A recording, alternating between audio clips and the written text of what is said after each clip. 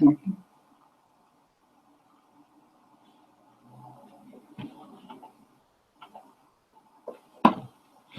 everyone. I'm Danielle Moser with Oregon Wild. I'm the wildlife coordinator. Give it just 2 more minutes to have others join and we'll get started. So thanks for joining.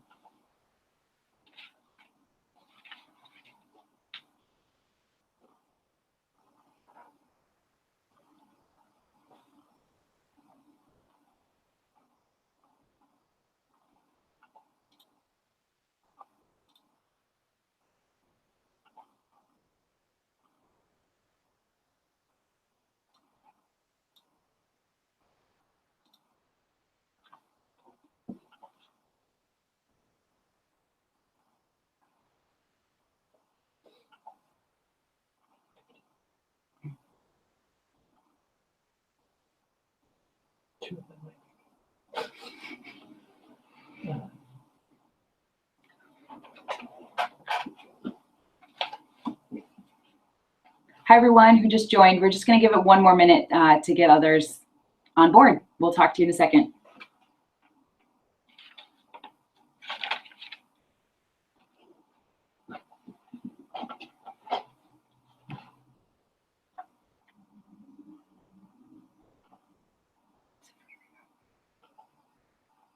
I was just my wireless is bad.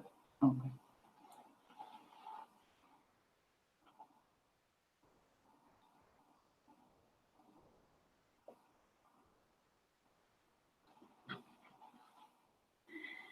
All right, I think we should go ahead and get started. Again, my name is Danielle Moser. I'm the wildlife coordinator for Oregon Wild. And I just want to say a special thanks to everyone who's joining us. I appreciate you taking time out of your busy schedules and your evening to hear about, what's going on with Oregon's wolves and how you can get engaged and help. So thank you so much. And we'll just jump right in. So first things first, for sort of the logistics, I'm going to do about a 25 minute overview of the history of Oregon's wolf plan, what's in the current draft, sort of where we are today, and then answer questions after that. So some of you have emailed me questions, and you can definitely do that if that's easiest. My email address is dm@oregonwild.org. Or on the page where you're probably currently viewing me, if you scroll down at the bottom, there's where you can leave comments for discussion. So you can easily just post them there as well. And our communications director, who's sitting just to the right of me, who you can't see in the frame, will make sure I get those questions and get them answered. So either way, email me at dm@oregonwild.org or just post them at the bottom of this page and we'll get to them. So one small caveat, I think many of you know our sort of resident wolf plan expert, Rob Clavins. He was unable to be here this evening, so I'm stepping in and, probably don't know nearly as much as Rob, but I will do my best. So if there is a question that I don't know the answer to, either because I just don't know it in the 146 pages of the wolf plan, or I just want to make sure I get the right and good answer to you, I'll be sure to email you afterwards. So thanks again, and again, thanks for joining. So we'll just kind of jump right in. I think some of you have heard about the upcoming events in Portland, the Fish and Wildlife Commission hearing that's happening on May 19th. I just want that to be sort of front and center because I'll talk about it many, many times throughout this webinar, but it's just good to keep in mind that an opportunity to testify and to weigh in on the wolf plan exists, and it will be May 19th in Portland at the Embassy Suites. So again, I'll talk about that in greater detail coming up, but just wanted to flag it for you. So before we go into the current draft of the wolf plan, I think it's important to just lay the foundation of how we got here and what is, what's the foundation behind the wolf plan itself. Apologies to those of you who probably know the wolf plan even better than I do.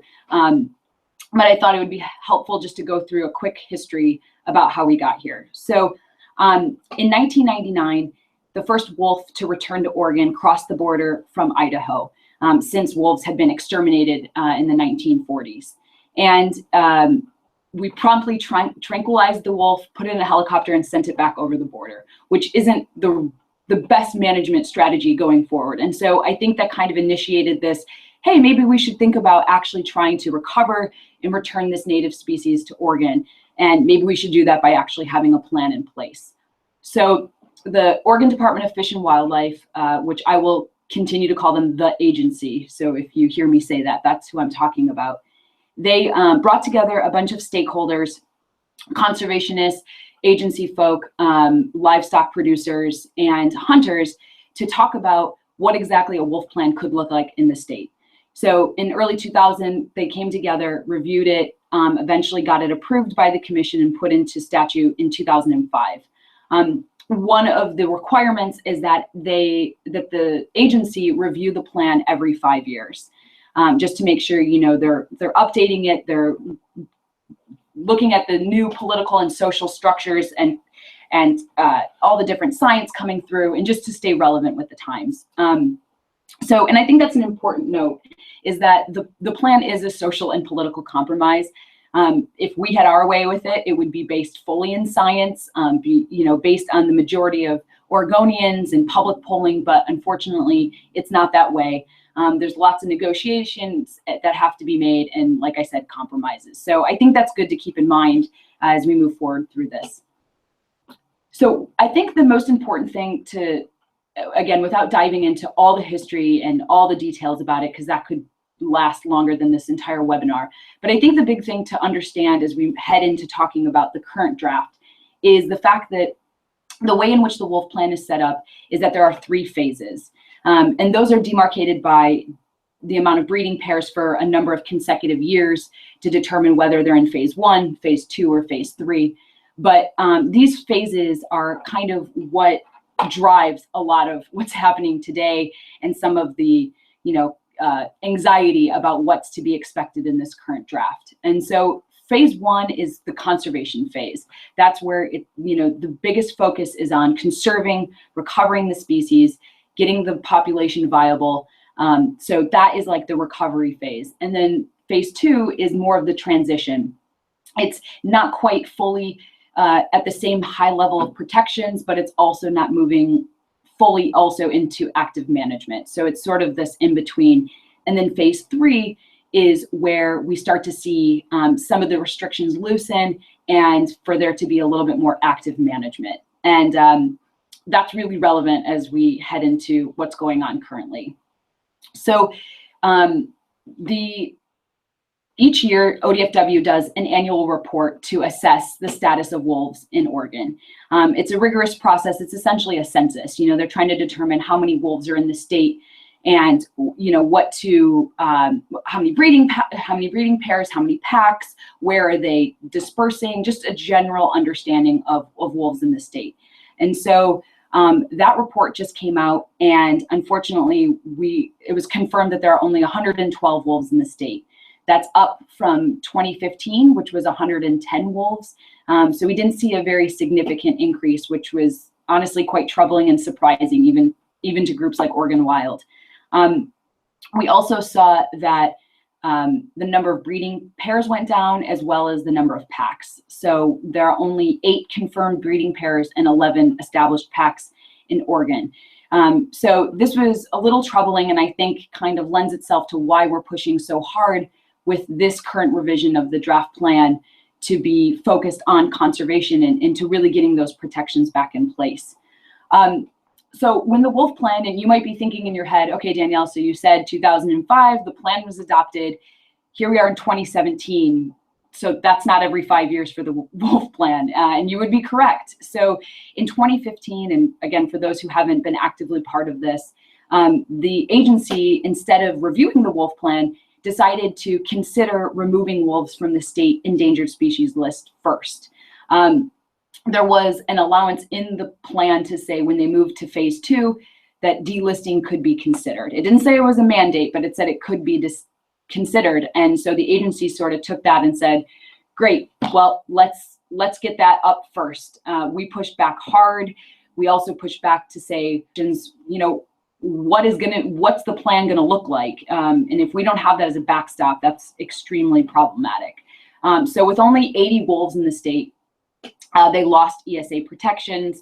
It's quite a blow. And, we've been really trying to fight to make sure this wolf plan is as strong as possible to combat that effort to delist wolves. So here we are nearly 2 years later, and we're starting to revise the wolf plan. And just because you probably don't want to stare at me this whole time, I'm actually going to show you guys some really cute photos of wolves while I talk about some of the next stuff, and also a map, so you can see the areas of known wolf activity in Oregon. So bear with me for 1 second while I share my screen.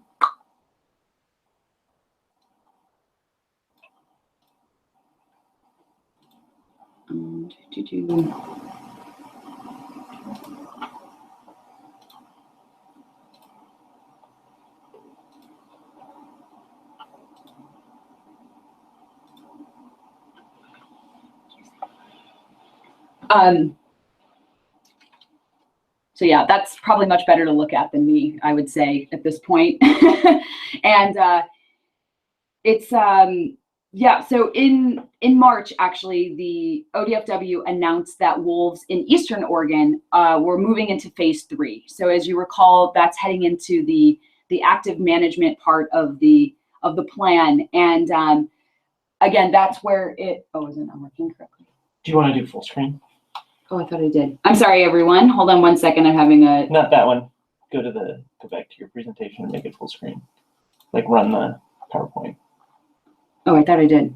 No? It looks exactly like you have it. Oh, I apologize, everyone. Hold on 1 second.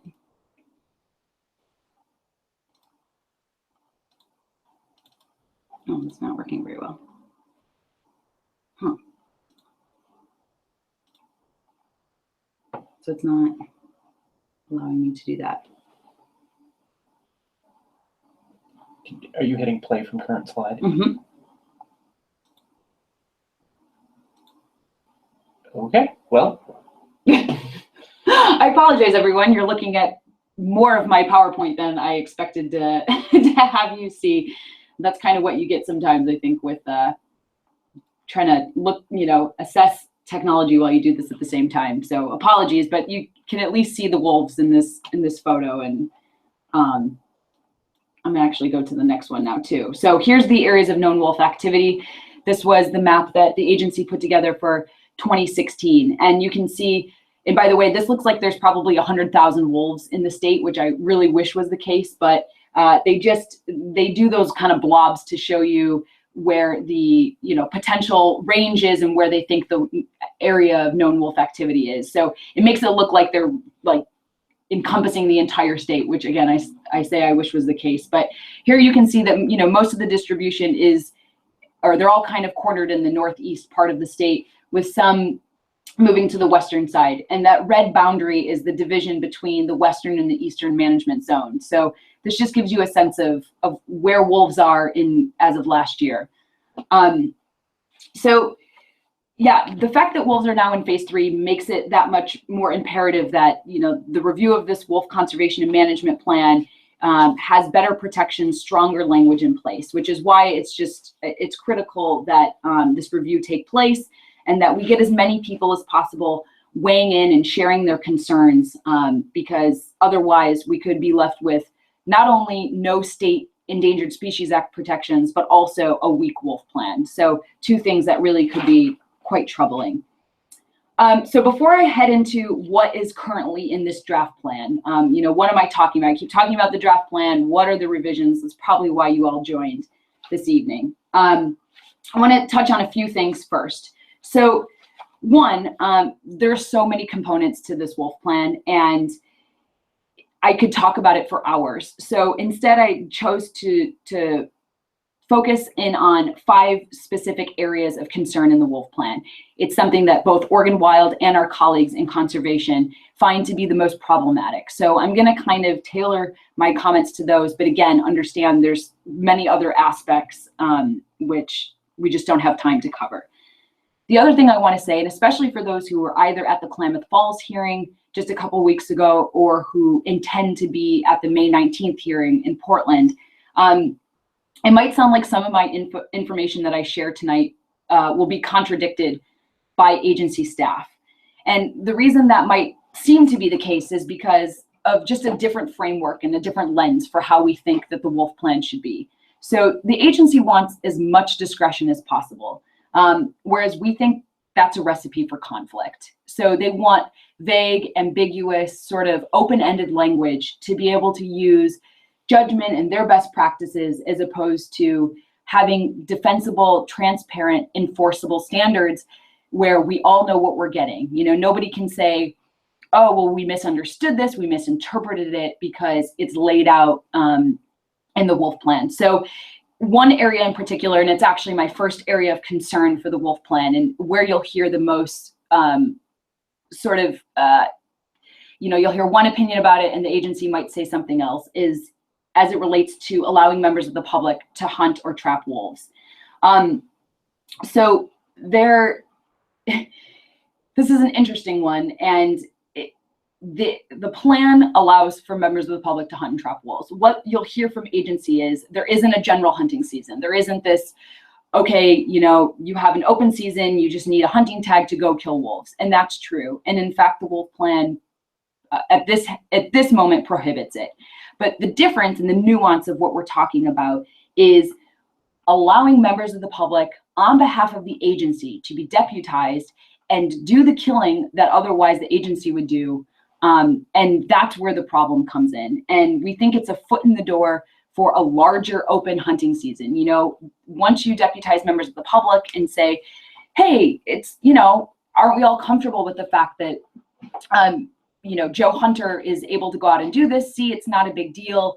And we think that is a really big deal, and in fact could really get us in a slippery slope situation. The other thing is you're going to hear lots of euphemisms from the agency. They'll say things like it's controlled take, it's lethal removal, it's targeted, it's, you know, all these different things. That all means killing. That all means hunting. And in fact, my colleague from the Center of Biological Diversity had a really funny saying in that, you know, if one of these master hunters gets the opportunity, for lack of better words, to go out and kill a wolf, I'm pretty sure they're not coming home and telling their family they went out controlled taking that day. They're going to say I went out hunting. And so hunting, for all intents and purposes, is hunting, and that's what the plan allows. Excuse me as I re-screen share back to me, and there I am. So yeah, so that's kind of issue number one, is it allows members of the public to hunt and trap wolves. And again, there's just many things that we could talk about, but I'll move on to the next point, which is number two, it permits the killing of wolves for impacts to ungulate populations. So this is also another troubling thing in the plan, because the way the current plan says, not the draft, not the revisions, is that the agency can kill wolves if they are the cause of ungulate population decline. And they've now changed that language to say a significant factor, which again is really opening that door and just widening it to allow more and looser restrictions on killing a wolf. So to go from the cause to a significant factor, we think is quite a bit of a change, and again, really concerning. So that's one big part of that component. And then the other is, you know, the agency sets sort of these arbitrary management objectives for ungulates, for elk and deer. And for wolves to be blamed for changes in the distribution and the sales of hunting tags and other things that impact the agency it's just really problematic. And so we just don't think that wolves should be blamed for doing wolfy things, which this is what they're doing. And another piece of that is that they have these elk or ungulate winter feeding stations, and they're set up and they're serving to draw ungulates away from agricultural lands. And the plan also allows that initiation of killing wolves can be made if there are significant impacts to elk and deer at these winter feeding sites. That's again really problematic to us, because you're essentially saying that wolves are going to be in trouble for doing wolf things and being attracted to a site where their prey is hanging out. So there's just things like this. And again, the language is really vague and ambiguous, and it doesn't specify anything in particular, because again, the agency is looking to have more discretion and not less. So that's number two, is permitting the killing of wolves for impacts to ungulate decline. Excuse me. The third piece is related to non-lethal methods. So technically, the way the draft plan is now, there are requirements to use non-lethal, except all they have to be is reasonable for the situation. And again, and I just feel like a broken record because I'm saying the same words, but what exactly does reasonable for the situation mean? The plan lays out and it lists different non-lethal conflict deterrence measures one could use, but it doesn't specify, it doesn't give guidance, it doesn't give enforceability that if you do or don't do X, Y, or Z, that X, Y, or Z could happen. It just says, yeah, if we think that you've done something that's reasonable for the situation, then we'll count it. Non-lethals have been proven to be one of the most effective tools, obviously, to reduce conflict, which protects wolves ultimately from, from being lethally removed. And so we as Oregon Wild and as the conservation community broadly want a real strong emphasis in deploying non-lethals. And so having just really vague and open-ended and unenforceable standards for non-lethals is not good enough for us. So that's number 3. Number 4 relates to the definition of chronic depredation. And, we go round and round with the agency. This is probably one of the biggest points of contention, but the way it is now, we don't think will adequately protect wolves, and it ignores what has worked to reduce conflict. So for phase 1 right now, in order for the agency to consider killing wolves, there have to be 4 confirmed kills or depredations in 6 months. Right now, what they're trying to propose is 3 depredations in 12 months, or 4 probables and 1 confirmed in 12 months. I have to say we were actually all very surprised that the probables made it into this draft wolf plan. We've been part of the stakeholder meetings, and we knew that the 3 and 12 was probably coming down the pike, but we did not know that the agency was going to be considering probables. This is, again, really troubling because, and for those who don't know exactly how depredation investigations go, the agency is called out to a site, they investigate, they use evidence-based methods, they check the environment, they have all these different factors, and then there's 4 categories after they've determined what has happened. It's either confirmed, it's proven, they know for sure it was a wolf or some other animal that committed the depredation, or it was a probable, or a possible, or other. And so to say that it's probably the case that wolves committed this depredation, but we're not 100% sure, now being the threshold to go and potentially kill wolves is, again, I just feel like a broken record, but really problematic, really troublesome, and why we need people to weigh in. So again, it reduces this threshold. It makes it easier to kill wolves by saying 3 confirmed in 12 months or 4 probables plus 1 confirmed in 12 months. So that's issue number 4, is essentially the definition of chronic depredation. The 5th one, and you've probably seen so many emails from me at this point about, about this issue, is allowing wildlife services to do the investigation of the depredation claims. So, and again, for those who don't know who Wildlife Services is, this is the rogue branch of the federal U.S. Department of Agriculture. They're tasked with doing predatory animal control, and their methods are extremely inhumane. They're indiscriminate, and they're not even proven to be effective. And we've even seen so many cases of dogs being killed with their methods. A child was just poisoned in Idaho, and the list goes on. OR 48 was killed not too long ago with the M44 cyanide bomb. I could go on forever about Wildlife Services. I won't. But aside from all of that, and that's enough in my opinion to just say they should not be doing depredation investigations. Aside from all that, ODFW actually already kind of booted them from doing them once before because they were too lenient. They over-confirmed depredations when ODFW disagreed. They didn't think there was enough evidence. They didn't think it actually reached that classification. So aside from all of the inhumane tactics that they use, the fact that ODFW themselves said they're not up to snuff with our standards is just, again, another cherry on top of why would we have them do the depredation investigation. So that's the 5th. And just again, to recap, it's deputizing members of the public to kill wolves. It's allowing agency and others to kill wolves based on impacts to ungulate populations. It's lack of enforceable and transparent requirements for non-lethal, and a weak definition of chronic depredation that reduces protections. And then the 5th one is allowing wildlife services to do the depredation investigations. So it's a lot. I sometimes feel overwhelmed, but that's why I'm so happy that all of you have decided to take an hour from your evening to hear about this and to try to figure out how to get involved. And so for that, we're really appreciative. And there are many ways that you guys can help. And that's why this Portland hearing is really important. So I'm going to, and bear with me one more time, I'm going to share with you, hopefully, my screen, which shows you some upcoming events and important dates to be able to pay attention to. And I'm sorry, you guys, if this looks terrible. Are you going to help me out, Erin? Thank you. Just 1 minute, everyone, and then we'll get to questions.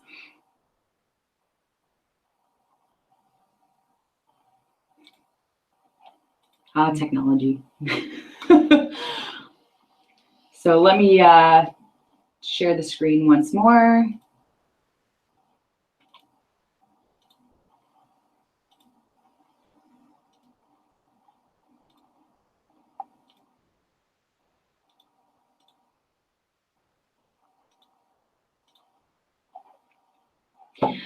I hope you guys can see that. I have some dates up there on upcoming events.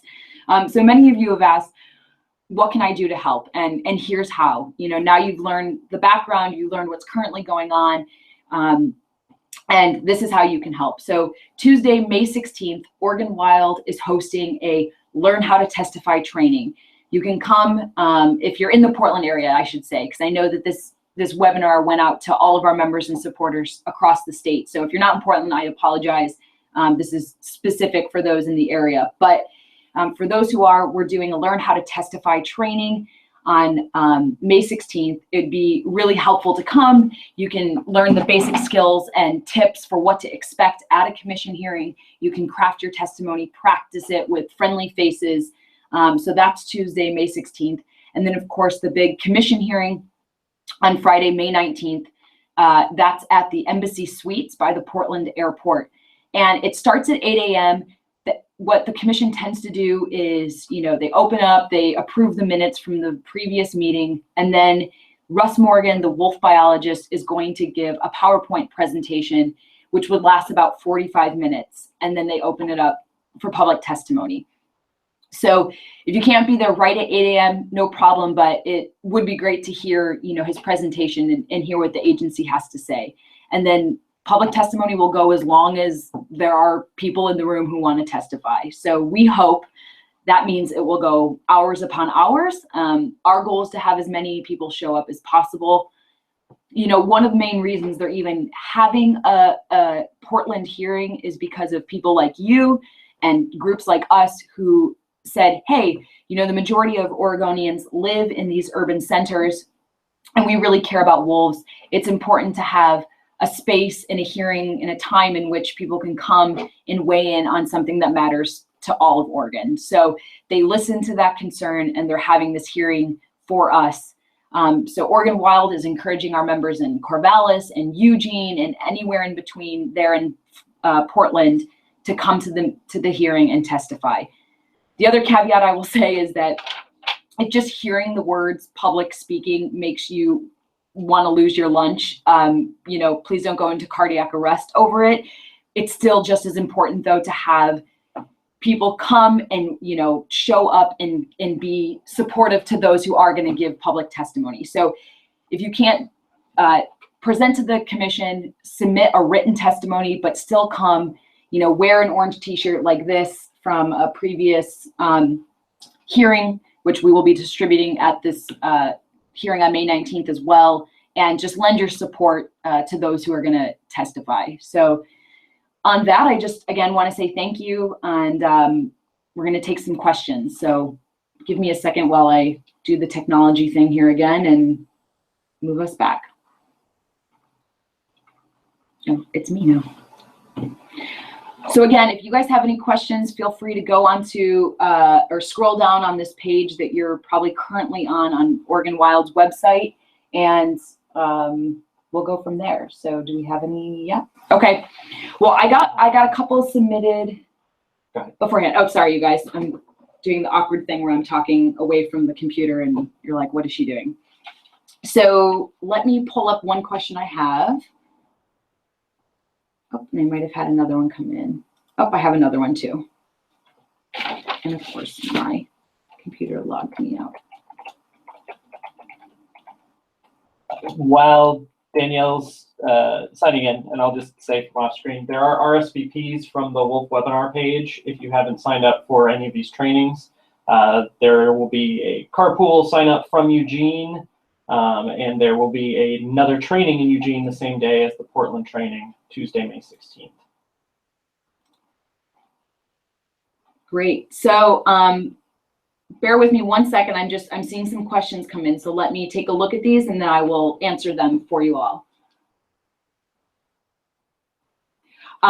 So somebody asked me, what was the number of wolf packs now? So that number is 11. It's down from 12 in 2015. So 11 wolf packs now, and 8 breeding pairs for the 112 wolves that have been confirmed. So that's one. Somebody just let me know they're listening and paying attention. That's nice. Thank you. Is there archival video footage of the Klamath Falls hearing? I would imagine so. No? Is it only live streaming? I'm sorry, I don't know if I know that answer. I know they live streamed the hearing from Klamath Falls, but I'm not 100% sure, and our comms director is just gonna take a look real quick for you and let you know if video footage exists from the Klamath Falls hearing. So thanks for your question. Oops. Sorry, one more. Let's see.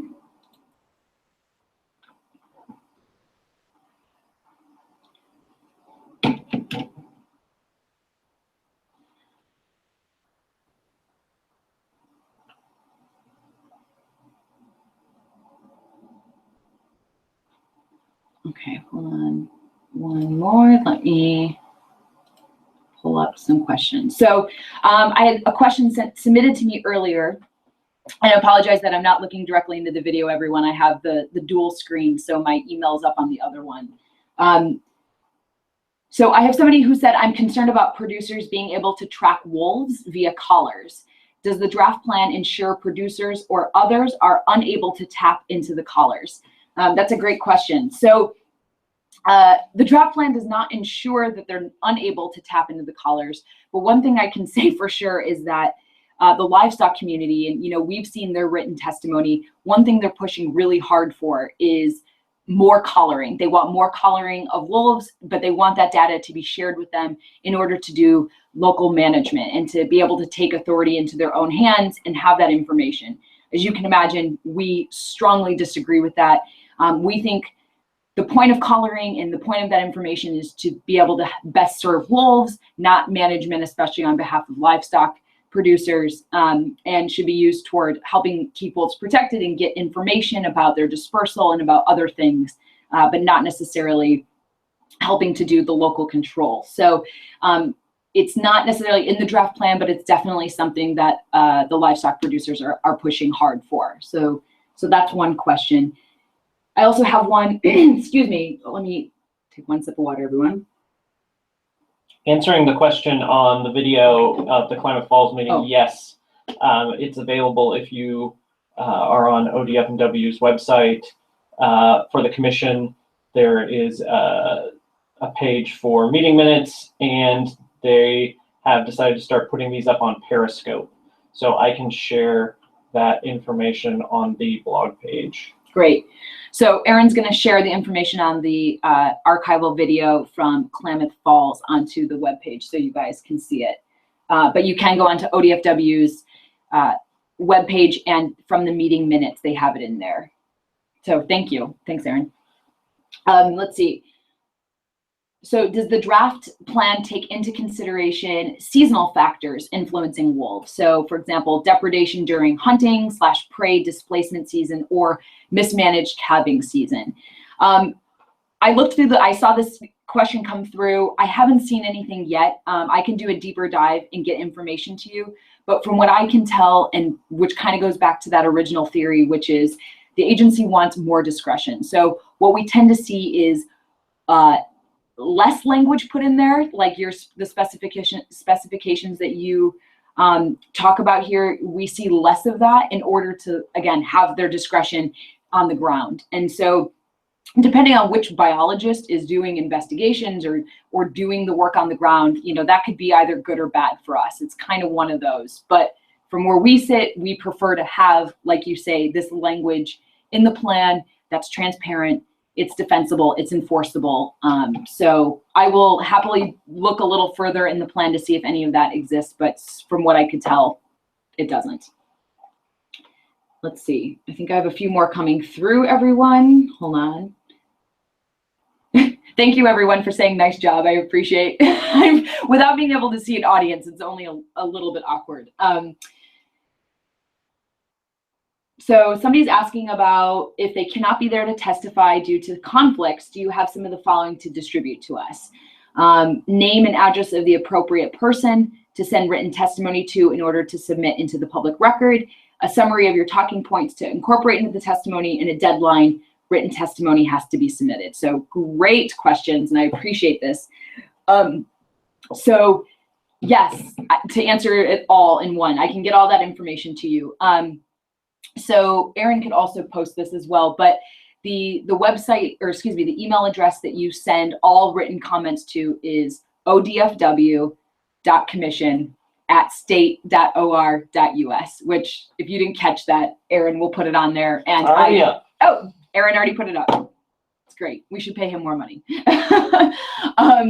So that's where you can submit all of the written comments to, and it can just be addressed to the Fish and Wildlife Commission or Chair Finley and members of the commission, whomever, but it will get to everyone.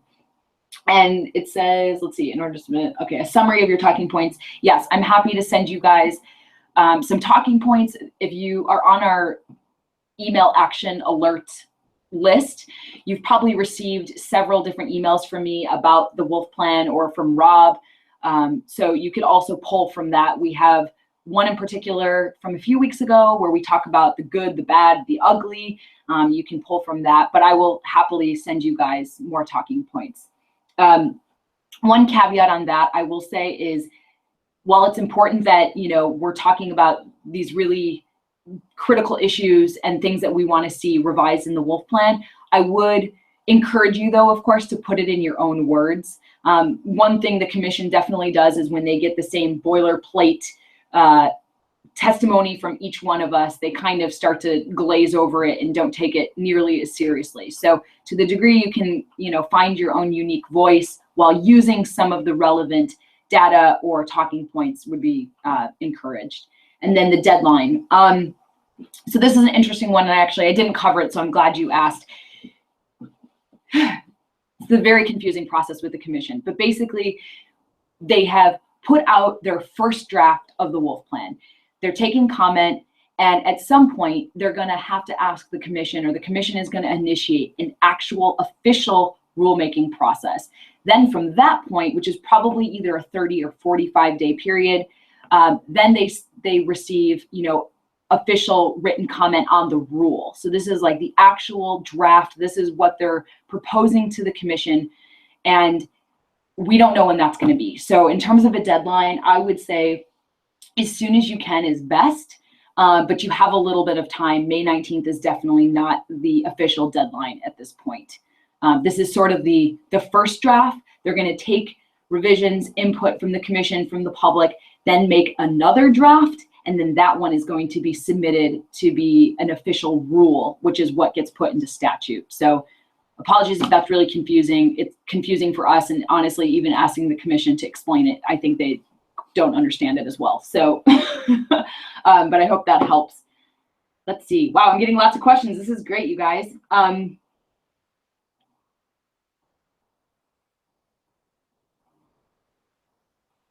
let's see. Sorry, I'm just trying to make sure what I'm getting are. Please restate the 5 points you highlighted tonight with the new wolf plan. Okay, I will happily do that. So the question was, or the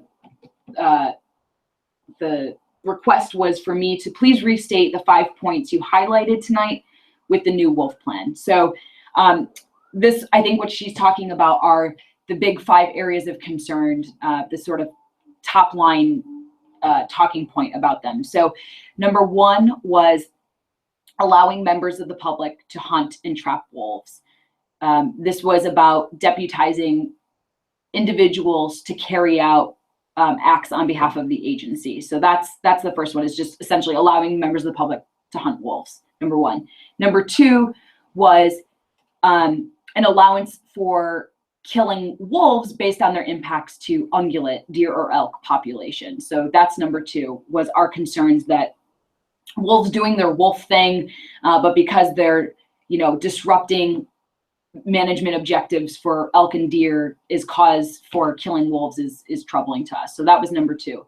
Number 3 was that the requirements for livestock producers and landowners to have to do non-lethal conflict deterrent measures wasn't really that enforceable. The language was really vague. It just said that you have to do non-lethal that was reasonable for the situation.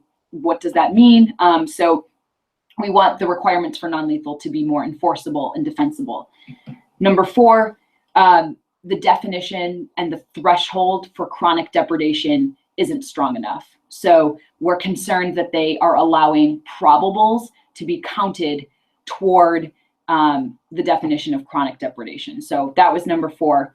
And then number 5, which was allowing wildlife services to do to investigate depredation claims. So that was number 5. Thank you. Let's see what we got going on. So I got a question on the non-lethal methods. What do we want the plan to say? More transparency, well-defined steps for the process, what else?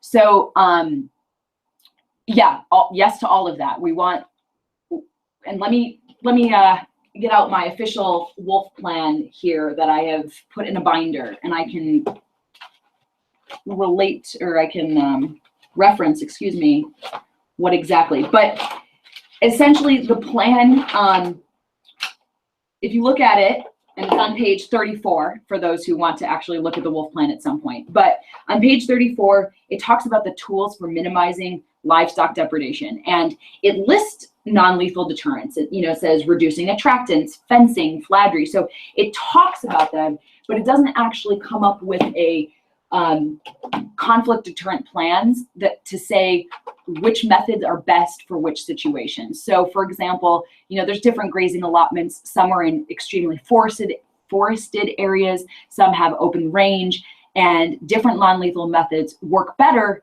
in different situations. So we're asking the agency to actually put together more prescriptive plans to say this is what is considered reasonable for the situation. Otherwise, even if I were a livestock producer, I would say, what exactly am I supposed to do? I have no guidance. There's no guidance on what to do. It just gives them this menu of options without any plan in place. So I hope that answered your question about what we want more from non-lethal. Hold on one second while I read the next one.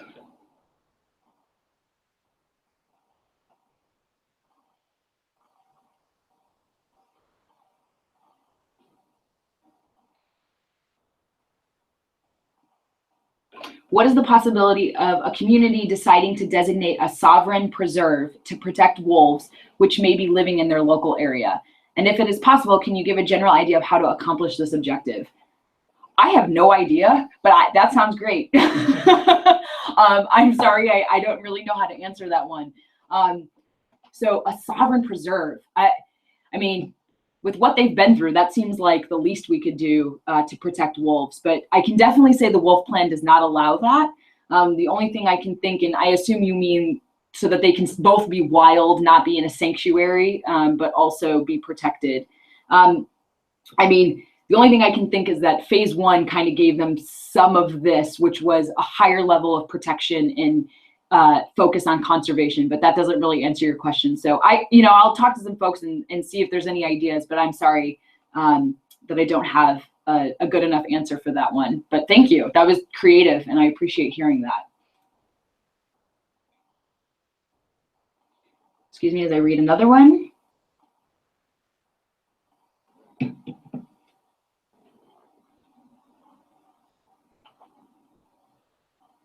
Interesting. Does the plan address delayed depredation reporting? A producer may wait for further depredation, thus earning kill management from mismanagement / acute depredation very easily.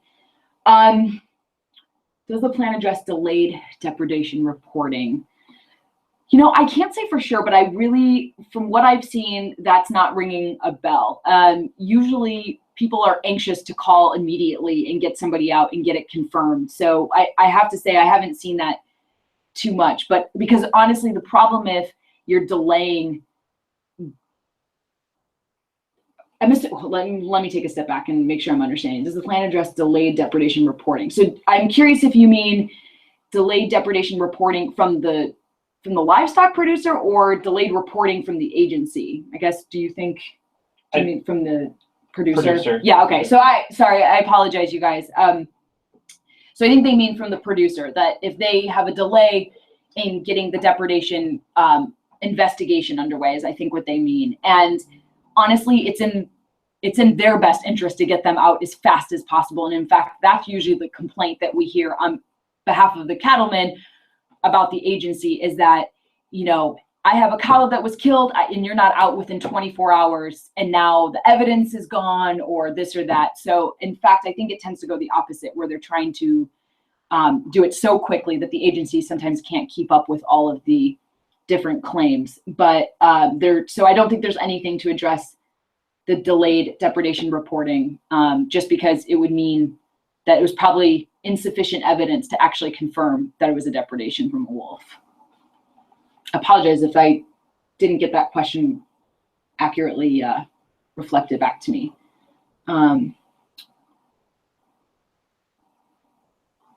Ooh, interesting question. I got a question, what is meant by recruitment in the wolf plan? I don't know that one. I think it's like Aspen recruitment, so that would be breeding. Oh. Like actually having pups. In what regard? Can you help with this one, Aaron? That was kind of starting juvenile organisms that survive to be added to a population by birth or immigration. Oh, okay. So I guess that's what is meant by recruitment. I apologize. I can try to look that one up, Marianne, and get you a more sufficient answer about what exactly they mean by recruitment in the wolf plan. Presumably it means having juveniles survive to adulthood.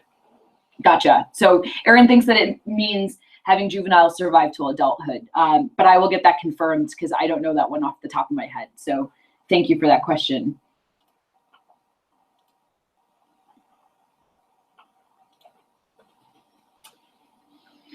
When a wolf is killed, my understanding is that the entire pack is disrupted and its survival is in question. Is this issue being considered by ODFW seriously? Not seriously enough. I can definitely say that.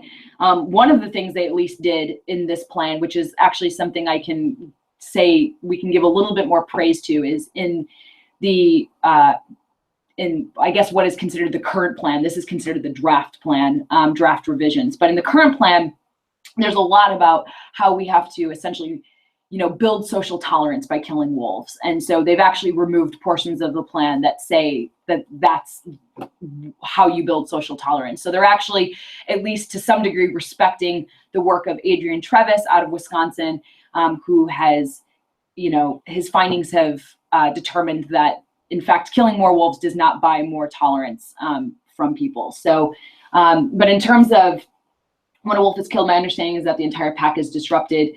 Yeah, it can definitely lead to a disruption of the pack, lead to juveniles to go and have to fend for themselves and to be the alphas, and therefore what we tend to see is more depredations on livestock because they go for what's easier, or they don't have the sort of leaders of the pack to guide them to their kind of usual prey. So it definitely disrupts the pack. There's not enough in there about that for sure. So it's something where you could definitely address in your comments if that's something you found to be fitting.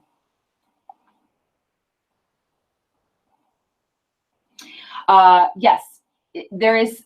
So I have a question about, is there still a plan to fund or compensate ranchers for confirmed depredations? And the answer is yes. And Erin is, I would say, our resident compensation program expert. So if you have more questions, you can definitely email Erin at ar@oregonwild.org. But yes, the legislature is who approves that compensation, and so far they get money for confirmed depredations at market value, right?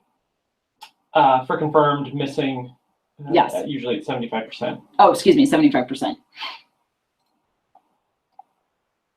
Or for, yeah. Yes, there's a lot with that program that's in question, I would say to you. So I'm not seeing any more questions. Do you have any more questions? Okay. I'll give it maybe another minute here and just see if there's anything else. But in the meantime, again, please check out our website. We have information on both the May 16th Wild Ones how to give testimony training, and you can RSVP there, which we encourage you to please do so. And then also for the May 19th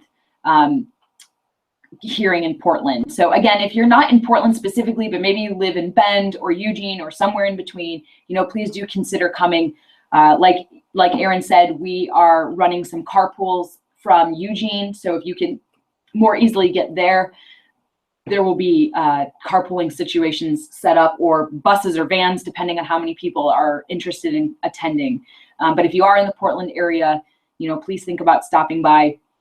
The commission is really great about having these hearings on a working business day at 8 a.m. So it's really conducive. And if you can't hear the sarcasm in my voice, so I know that can be a little bit problematic for some people and complicated, but even if you can come at your lunchtime, throw on a shirt and just be there to support others, that would be really great. So thank you. I'm not seeing any more questions. Are you? Nope. Okay. Well, just if you guys have any other questions, and again, I apologize if I couldn't answer them succinctly or sufficiently. I'm doing my best and still trying to comb through this wolf plan, but please do email me and I'll be sure to get you in touch with either another expert or our resident wolf plan expert, Rob Clavin. So thank you so much for joining us, everyone. And I hope to see you on May 19th. And yeah, we'll send you all those talking points and information about the ODFW Commission so you have it right at your fingertips. But thank you so much, and have a great evening, everyone.